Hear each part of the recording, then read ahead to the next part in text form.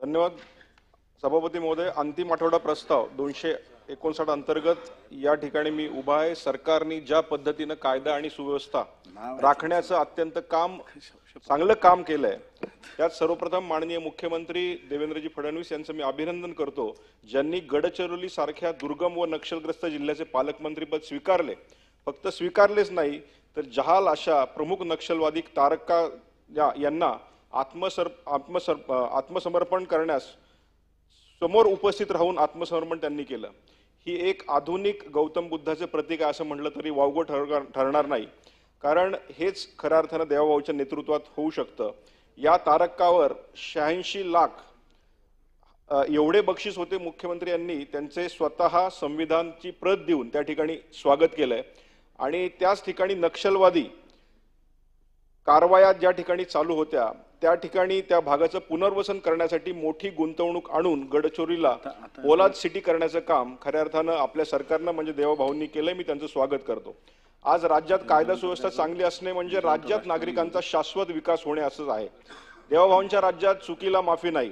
ज्या दिवसापासून मुख्यमंत्रीपद त्यांनी स्वीकारले त्या दिवशीपासून राज्यात कायदा आणि सुव्यवस्था अत्यंत सुरळीत आहे आणि जरी कुठे काही अनुचित घटना घडल्या असतील तर त्वरित कारवाई त्या ठिकाणी केली जाते।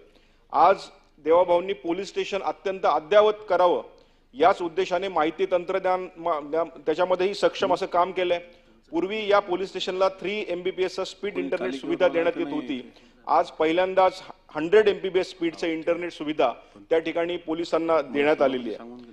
सायबर सेलची सक्षमता यातून दिसून येते। आर्थिक गुन्हे यांना आळा घालण्याचं काम सरकार अत्यंत चोखपणे करीत आहे। आपण पाहिलं नागपूरची दंगल असेल किंवा कोर्टकरना नुकतीच झालेली अटक असेल यावर ठोस कारवाई करण्याचं काम माननीय मुख्यमंत्री आणि त्याचं प्रशासन सक्षमपणे करत आहे। नियम तोडणाऱ्याला कुठलीही माफी नाही। आज एकदा ट्विट झालं आणि त्या ट्विटवर सांगितलं गेलं की शिवनेरीचा बस चालक हा फोनवर बोलत होता दादर टू स्वारगेट। बस चालवताना फोनवर बोलवत असल्यामुळे ड्रायव्हरला तात्काळ निलंबन केलं गेलं। ट्विटरवर अशी जर कारवाई होत असेल तर खऱ्या अर्थाने हे सरकार सक्षम आहे। आज सामाजिक अशांतता रोखण्यासाठी दंगलखोर तात्काळ कारवाई आज केली जाते। आज पुण्यात मोठ्या मोठ्या गुंडांना त्यांची धिंड काढली जाते। नागपुरात बुलडोजर फिरवलं जातं। बीडमध्ये मोकोका सारखे कायदे लावले जातात आणि खऱ्या अर्थानं यातून दिसतंय की कायदा एकदम त्वरित आपल्याकडं खऱ्या अर्थानं पाळला जातो। विशेष न्यायालय व जलदगती न्यायालयाची स्थापना करून आज तेच न्याय देण्याची व्यवस्था अत्यंत चोख पद्धतीने केली जाते। आज मोबाईल ॲपद्वारे नागरिकांना तक्रार नोंदवण्याची सुविधा खूप चांगल्या पद्धतीने होतीये। कायदा सुव्यवस्थेसाठी आज भोंग्यांचे आवाजाचे नियमन पण झाले। सकाळी 6 ते रात्री 10 पर्यंत हे भोंगे वाजणार आहेत आणि नियम मोडल्यास PIचे निलंबन होणार आहेत। अशा प्रकारचा कायदा या ठिकाणी करण्याचं काम या सरकारने केलंय। आज गोवंश हत्या करणाऱ्यांना मोका लावण्याचं काम हे सरकार करतंय। गोवंश हत्या बंदी कायदा कडक अंमलबजावणी करण्याचं काम हे सरकार करतंय।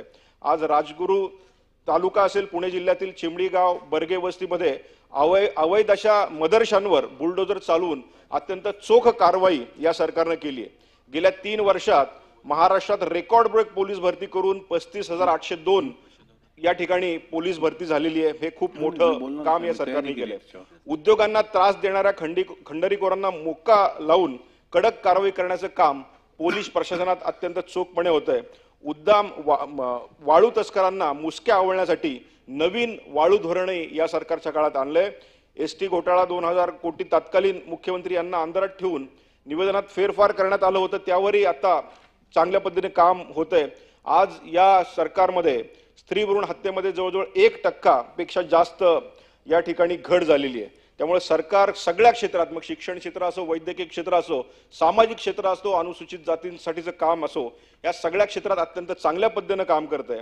आज अनुसूचित गटासाठी RTची स्थापना असेल, बार्टीची स्थापना असेल किंवा लोकशाहीर अण्णाभाऊ साठे यांचं चेंबूर येथील स्मारकाला 300 कोटी निधी देण्याचं काम असेल या सरकारनं केलंय। फक्त केलंच नाही, त्याच्यावर इम्प्लिमेंटेशनही खूप चांगल्या पद्धतीने चालू आहे। मी जाता एवढंच सांगेल की सरकार सर्व स्तरावर देवाभाऊंच्या नेतृत्वात अत्यंत चांगल्या पद्धतीनं आणि अत्यंत प्रखर असं काम करत आहे।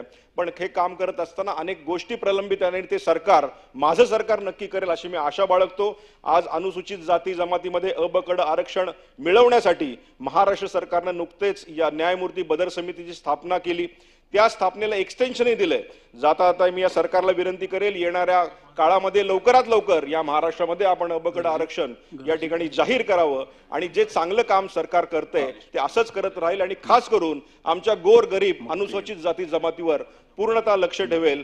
मी माननीय देवाभाऊ आणि त्यांच्या सरकारचं पुन्हा एकदा या प्रस्तावाखाली अभिनंदन करतो. धन्यवाद.